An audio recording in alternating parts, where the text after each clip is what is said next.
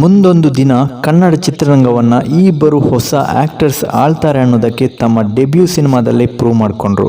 Star ಫ್ಯಾಮಿಲಿಯಿಂದ ಬಂದವರು royal ಆಗಿ entry ಸಿಕ್ಕಿದೆ ಅನ್ನೋದಕ್ಕಿಂತ ಹೆಚ್ಚಾಗಿ ಪರ್ಫಾರ್ಮೆನ್ಸ್ನಲ್ಲಿ ವೀಕ್ ಅಂತ ಅನ್ನಿಸ್ಕೊಂಡಿಲ್ಲಲ್ಲ, ಅದು ನಿಜವಾದ ಸಕ್ಸಸ್. ನಾನು ಮಾತಾಡ್ತಿರೋದು ಬಂದು ಜೂನಿಯರ್ ಕಿಚ್ಚ, ಸಂಚಿತ್ ಹಾಗೂ ಪವರ್ ಹೌಸ್ ಯುವರಾಜ್ ಕುಮಾರ್ ಬಗ್ಗೆ.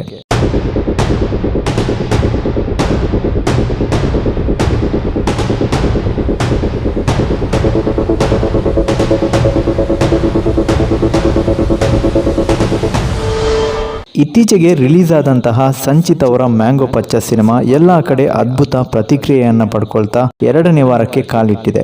ಜೂನಿಯರ್ ಕಿಚ್ಚ ಅನ್ನೋ ಟೈಟಲ್ಗೆ 100% ಪರ್ಫೆಕ್ಟ್ ಆಗಿ ಸೂಟ್ ಆಗ್ತಾರೆ.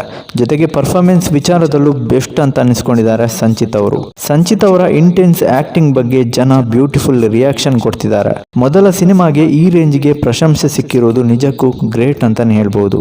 ಇನ್ನು ಸಂಚಿತ್ ಅವರ ಮುಂದಿನ ಸಿನಿಮಾ ಬಗ್ಗೆ ಸದ್ಯಕ್ಕೆ ಯಾವುದೇ ಅಪ್ಡೇಟ್ ಇಲ್ಲ. ಆದರೆ ಮ್ಯಾಂಗೋ ಪಚ್ಚ ಪಾರ್ಟ್ 2ಗೆ ಪ್ಲಾನ್ ಮಾಡ್ತಿದ್ದಾರೆ ಅಂತ ಸುದ್ದಿ ಇದೆ ಅಷ್ಟೇ. ಅದೇ ರೀತಿ ಮತ್ತೊಬ್ರು ಯುವರಾಜ್ ಕುಮಾರ್, ಕನ್ನಡ ಚಿತ್ರರಂಗದ ಮುಂದಿನ ಭರವಸೆಯ ನಾಯಕ ನಟ ಅಂತಾನೆ ಹೇಳ್ಬೋದು. ಯುವ ಸಿನಿಮಾ ಮೂಲಕ ಭರ್ಜರಿ ಜಯಬೇರಿ ಬಾರಿಸಿದ್ದು ಗೊತ್ತೇ ಇದೆ ನಿಮ್ಗೆ. ಅನಂತರ ಬಂದಂತಹ ಎಕ್ಕ ಸಿನಿಮಾ ಯುವರಾಜ್ ಕುಮಾರ್ ನಟನೆಯ ತಾಕತ್ತು ಏನು ಅಂತ ತೋರಿಸ್ತು.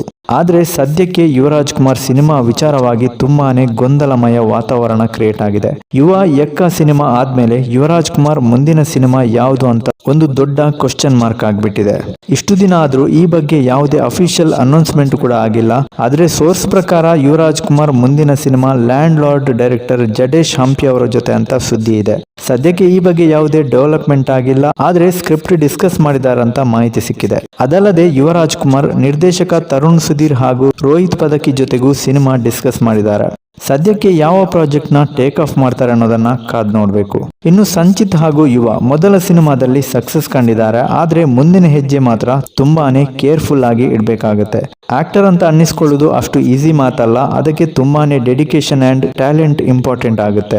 ಹಾಗಾಗಿ ಯಾವುದೇ ಸಿನಿಮಾ ಮಾಡ್ಲಿ, ಕಂಟೆಂಟ್ ಸ್ಟ್ರಾಂಗ್ ಇಲ್ಲ ಅಂತಂದ್ರೆ ಎಷ್ಟೇ ಸಿನಿಮಾ ಬ್ಯಾಕ್ ಗ್ರೌಂಡ್ ಇದ್ರೂ ಕೂಡ ಜನ ಕೈ ಬಿಡ್ತಾರೆ ಅನ್ನೋದಕ್ಕೆ ತುಂಬಾನೇ ಉದಾಹರಣೆಗಳಿವೆ. ಹಾಗಾಗಿ ಆ ವಿಚಾರದಲ್ಲಿ ಸಂಚಿತ್ ಹಾಗೂ ಯುವ ಸ್ಕ್ರಿಪ್ಟ್ ಸೆಲೆಕ್ಷನ್ ನಲ್ಲಿ ಸ್ವಲ್ಪ ಕೇರ್ಫುಲ್ ಆಗಿರ್ಬೇಕನ್ನೋದು ನಮ್ಮ ಅಭಿಪ್ರಾಯ.